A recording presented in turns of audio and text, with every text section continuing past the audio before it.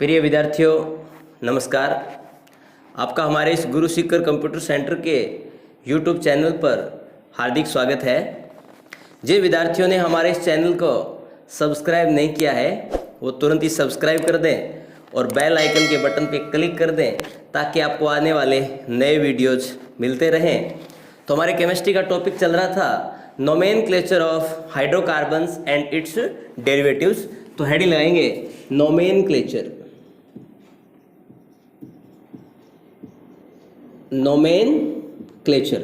Nomenclature के अंदर तीन प्रोसेस हैं। फर्स्ट आप बात कर रहे थे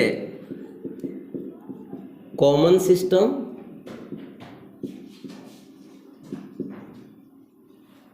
सेकंड है डिराइव्ड सिस्टम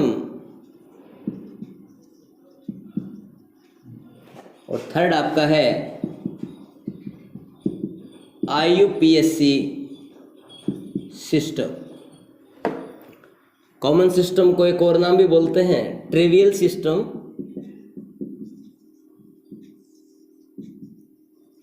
जिसको आप बोलते हो रूढ़ पद्धति। सेकंड आपकी ये है व्युत्पन्न पद्धति। थर्ड जो आपकी है वो है IUPAC पद्धति। IUPAC पद्धति। IUPAC means international union of pure and applied chemistry. तो trivial system on the basis of sources and specific properties, यानी आपका जो ट्रिवियल सिस्टम है वो किसी भी कार्बनिक यौगिक की स्पेसिफिक प्रॉपर्टी यानी विशिष्ट गुणधर्म और सोर्सेज स्रोत के आधार पर बनाया गया था, जो कि बहुत ही ओल्ड सिस्टम है। और सेकंड आपका जो डिराइव्ड सिस्टम है वो है on the basis of derivatives of compounds. और थर्ड आपका है IUPAC सिस्टम, जो कि वर्तमान में सबसे इंपॉर्टेंट सिस्टम माना जाता है। और ये जो आपका सिस्टम है ये on the basis of rules, ये सिस्टम रूल की बेसिस पे बनाया गया है। कुछ नियम्स हैं, उस नियम को फॉलो करेंगे तभी जाके हम किसी भी कार्बनिक यौगिक के IUPAC नामकरण को कर पाएंगे। तो आज की फर्स्ट हेडिंग रहेगी कॉमन सिस्टम यानी जो ट्रिवियल सिस्टम। तो कॉमन सिस्टम के अंतर्गत हम कुछ कंपाउंड्स को पढ़ेंगे और उन कंपाउंड्स के सोर्स के बारे में जानेंगे और उनके नाम के बारे में जानेंगे। तो एक साइड आप लिखिएगा फॉर्मूला, फर्स्ट लिखेंगे अपन फॉर्मूला, सेकंड लिखेंगे ट्रिवियल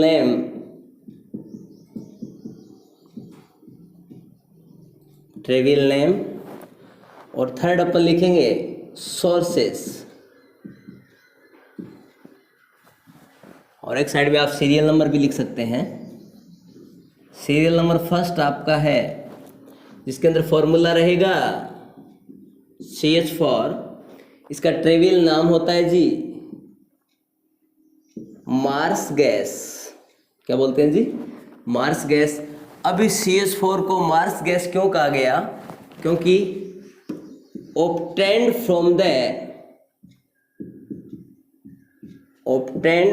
the मार्सी पैलेस। तो CH4 का नाम मार्स गैस इसलिए रखा गया क्योंकि इसे मार्सी पैलेस, जिसको आप बोलते हो दलदलिस्तान से प्राप्त किया गया, इसलिए इसका नाम रखा गया marsh gas.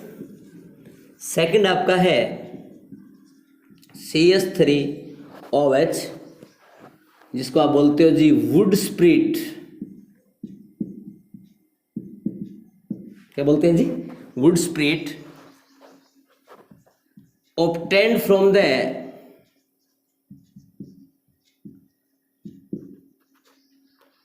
destructive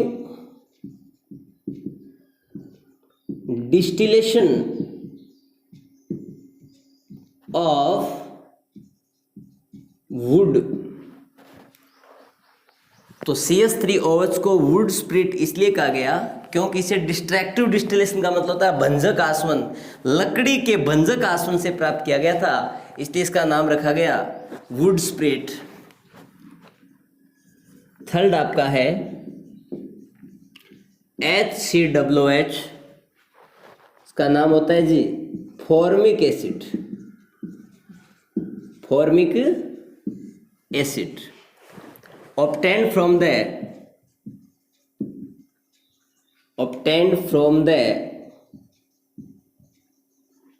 Formica. Formica किसको बोलते हैं जी? रेड आंट, यानी से लाल चिंटी से प्राप्त किया गया था, इसलिए इसका नाम रखा गया जी फॉर्मिक एसिड।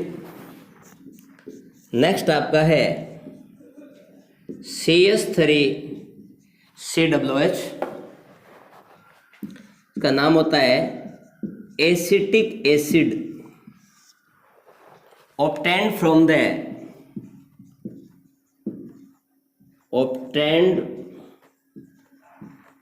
the एसिटम। एसिटम जिसको आप बोलते हो सिरका, और ये आपका मिलता है विनेगर के अंदर। तो 2 to 3% solution of acetic acid are known as acetum, ध्यान रखिएगा। नेक्स्ट आपका रहेगा पांचवा NH2CO, इसका नाम है जी urea, obtained from the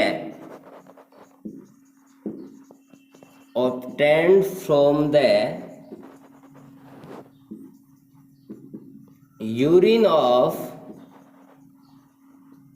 human being। तो NH2CO NH2 को आप यूरिया बोलते हैं। इसका यूरिया नाम इसलिए रखा गया क्योंकि इसे मानव के मूत्र से प्राप्त किया गया था। मूत्र बोले तो यूरिन, इसलिए इसका नाम पड़ा जी यूरिया। तो आप पहले इन पांचों को लिख सकते हैं या फिर आप इनका स्क्रीनशॉट ले सकते हैं। उसके बाद हम बात करेंगे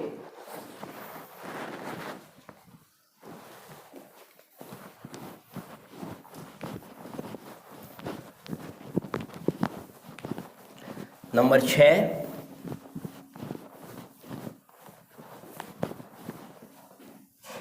सिक्स नंबर देखो जी C6H5C double bond O NHCH2COOH, इसे बोलते हैं जी हिप्यूरिकम,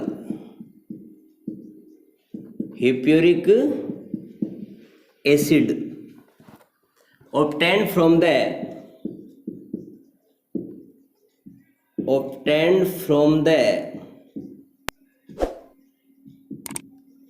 urine of हिप्पस। अब हिप्स किसको बोलते हैं जी? हॉर्स को।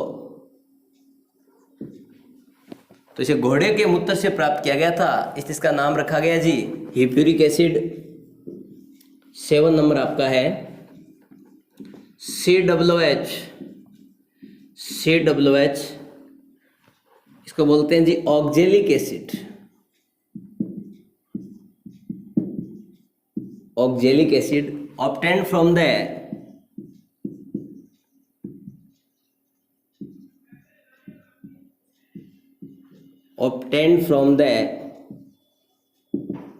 ऑक्जेलियस फैमिली प्लांट्स। ऑक्जेलियस फैमिली के जो प्लांट्स हैं उनसे प्राप्त किया गया था, इसलिए इसका नाम पड़ा जी ऑक्जेलिक एसिड। और ऑक्जेलियस फैमिली में किस टाइप के प्लांट आते हैं? जिस टाइप के आपके ऑरेंज, उसके अलावा यदि हम बात करें टोमेटो, तो ये आपके ऑक्जेलियस फैमिली में आते हैं। ऑक्जेलियस फैमिली के प्लांट से इन्हें प्राप्त किया गया था, इसलिए इसका नाम पड़ा जी ऑक्जेलिक एसिड। नेक्स्ट आपका है CH3 CHOH COOH, बोलते हैं जी lactic acid. Lactic acid obtained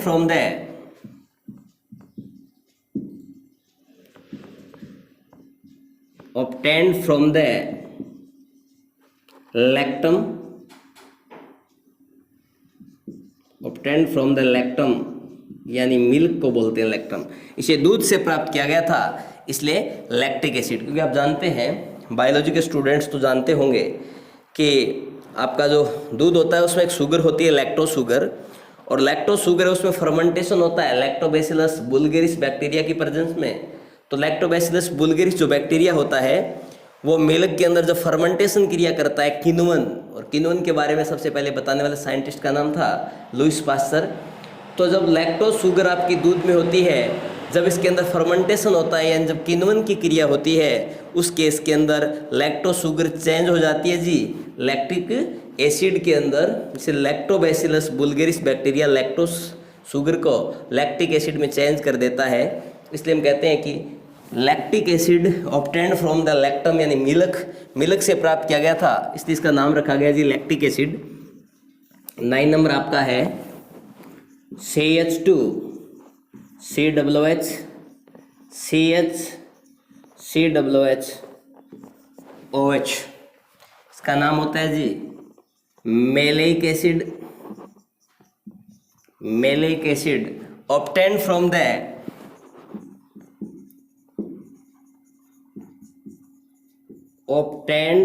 the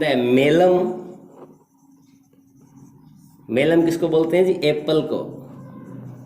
तो इसे सेब से प्राप्त किया गया था, इसलिए इसका नाम रखा गया जी मेलिक एसिड। नेक्स्ट आपका जो 10 नंबर है वो है CH2COOH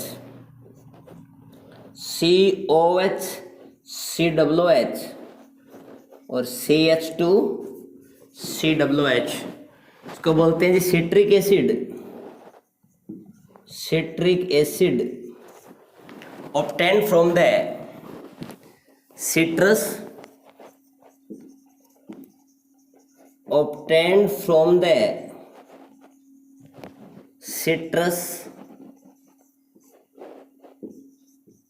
तो सिट्रस बोला जाता है जी लेमन, नींबू को। तो यानी ऑब्टेन्ड फ्रॉम द सिट्रस, यानी नींबू से प्राप्त किया गया था, इसलिए इसका नाम रखा गया जी सिट्रिक एसिड। इस टाइप से कुछ ऐसे कंपाउंड्स आपने लिखे हैं जिनको उनके सोर्स की बेसिस पे नाम दिया गया। In common system word normal is used for straight line carbon chain. तो इसके बाद आपका जो ट्रेवियल सिस्टम है उसके अंतर्गत जिन कार्बन परमाणुओं की संरचना रेखीय यानी लीनियर होती है, स्ट्रेट लाइन होती है, उनके लिए एक वर्ड यूज करते हैं जी नॉर्मल। तो स्ट्रेट लाइन जो का कंपाउंड्स होते हैं उनके लिए नॉर्मल वर्ड का यूज किया जाता है। तो देखिएगा, जैसे मैंने बोला CH3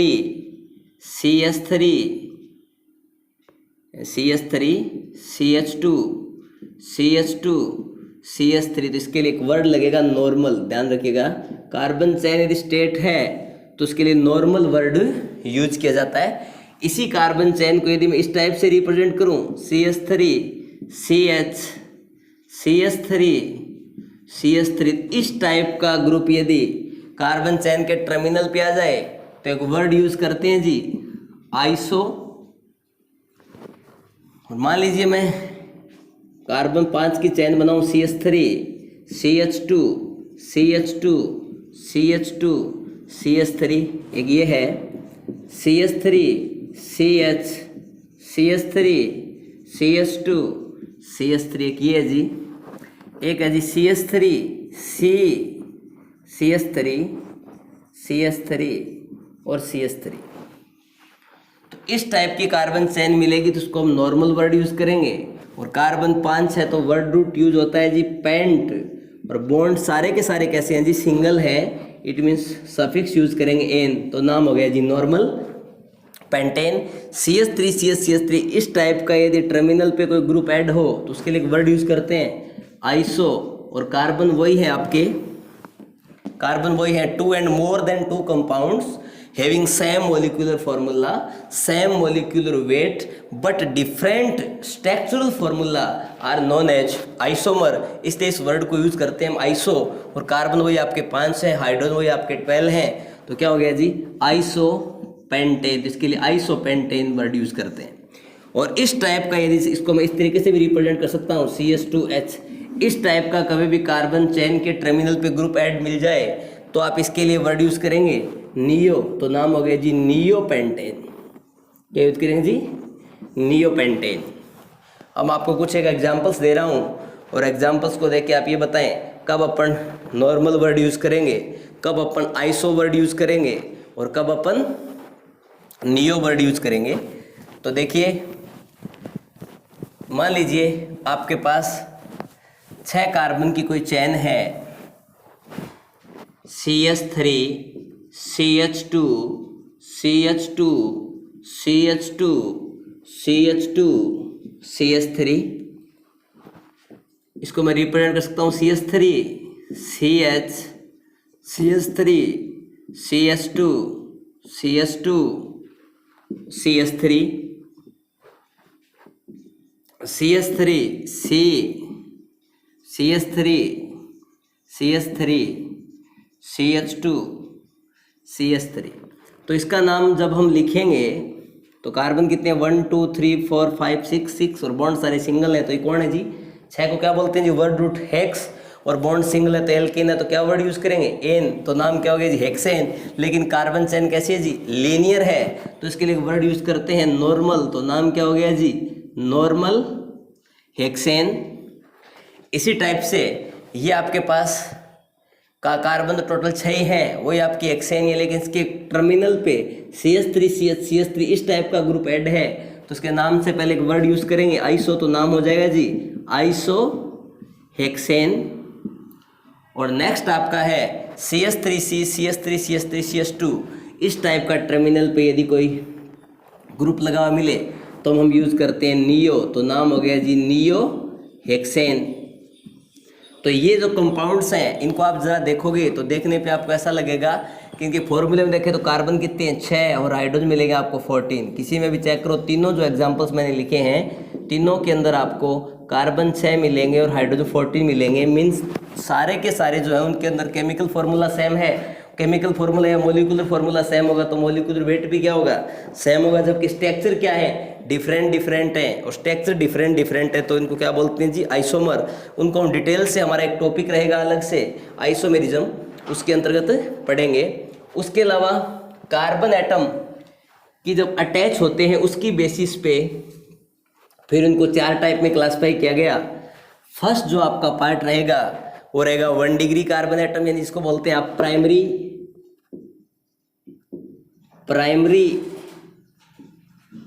कार्बन एटम, जिसको आप 1 डिग्री से डिजाइन करते हैं। सेकंड आपका रहेगा सेकेंडरी कार्बन एटम, जिसको आप 2 डिग्री लिखते हैं जी। थर्ड आपका रहेगा टर्सरी कार्बन एटम, जिसको आप 3 डिग्री से डिजाइन करते हैं। और 4 नंबर आपका रहेगा जी क्वाटरनरी कार्बन एटम, जिसको आप जी 4 डिग्री से डिजाइन करते हैं। तो 1 डिग्री किसको बोलेंगे, 2 डिग्री किसको कहेंगे, 3 डिग्री किसको कहेंगे, 4 डिग्री किसको कहेंगे। तो इसके लिए लिखिए a carbon atom attached with another 1 carbon atom, a carbon atom attached with another 1 carbon atom is called primary carbon atom. And designed as 1 degree carbon, यानी कोई कार्बन परमाणु यदि एक ही कार्बन परमाणु से जुड़ा हुआ है तो इसे हम कहते हैं प्राथमिक कार्बन परमाणु अर्थात प्राइमरी कार्बन एटम, अर्थात हम इसको 1 डिग्री से डिनोट करते हैं। उसके बाद यदि कार्बन एटम डायरेक्टली 2 कार्बन से अटैच हो तो हम उसे 2 डिग्री बोलेंगे, और यदि कार्बन एटम 3 कार्बन से अटैच हो तो उसे हम 3 डिग्री बोलेंगे जी, और कार्बन यदि 4 कार्बन से अटैच हो तो उस कार्बन एटम को हम 4 डिग्री बोलेंगे। तो हम बोल सकते हैं a carbon atom attached with 2 another carbon atoms are called secondary carbon atoms and designed as 2 degree carbon. फिर हम बोल सकते हैं a carbon atom attached with another 3 carbon atoms are called tertiary carbon atoms and designed as 3 degree carbon. इसी प्रकार से आप बोल सकते हैं carbon atom attached with another 4 carbon atoms are called quaternary carbon atoms and designed as 4 degree carbon. तो देखिए मैं कुछ एग्जांपल्स दे रहा हूँ, उन एग्जांपल को देख के आप बताएं कि कौन सा 1 डिग्री कार्बन एटम है, कौन सा 2 डिग्री कार्बन एटम है, कौन सा 3 डिग्री कार्बन एटम और कौन सा 4 डिग्री कार्बन एटम है। तो अपना एग्जांपल देखो, example number first CH3 CH2 C CH3 CH CH2 C CH3 CH3 CH3। तो आप गौर से देखिएगा ये कार्बन एटम डायरेक्टली एक ही कार्बन से अटैच है, मीन्स ये 1 डिग्री कार्बन एटम है। ये कार्बन एटम डायरेक्टली 2 कार्बन से अटैच है, इट मीन्स ये 2 डिग्री कार्बन एटम है। ये कार्बन एटम डायरेक्टली 3 कार्बन से अटैच है, इट मीन्स ये 3 डिग्री कार्बन एटम है। ये कार्बन एटम आपका 2 कार्बन से अटैच है, इट मीन्स ये भी 2 डिग्री कार्बन एटम है। ये कार्बन आपका 1 कार्बन 2 कार्बन 3 कार्बन और 4 कार्बन डायरेक्टली 4 कार्बन एटम से अटैच है, इट मीन्स 4 डिग्री कार्बन है। और ये आपका डायरेक्टली 1 से अटैच है तो 1 डिग्री कार्बन है। ये भी डायरेक्टली 1 से अटैच है तो ये भी 1 डिग्री है जी। ये भी डायरेक्टली 1 कार्बन से अटैच है तो ये भी 1 डिग्री है जी। और ये कार्बन भी डायरेक्टली 1 कार्बन से अटैच है तो ये जी क्या है 1 डिग्री है। इस टाइप से आप कार्बन एटम की डिग्री को डिसाइड कर सकते हो कि कार्बन एटम अनदर कितने कार्बन एटम से अटैच हैं, उसकी बेसिस पे कार्बन्स की डिग्री डिसाइड की जाती है। ओके, आज इतना ही। कल हम पढ़ेंगे डेराइव्ड सिस्टम के बारे में।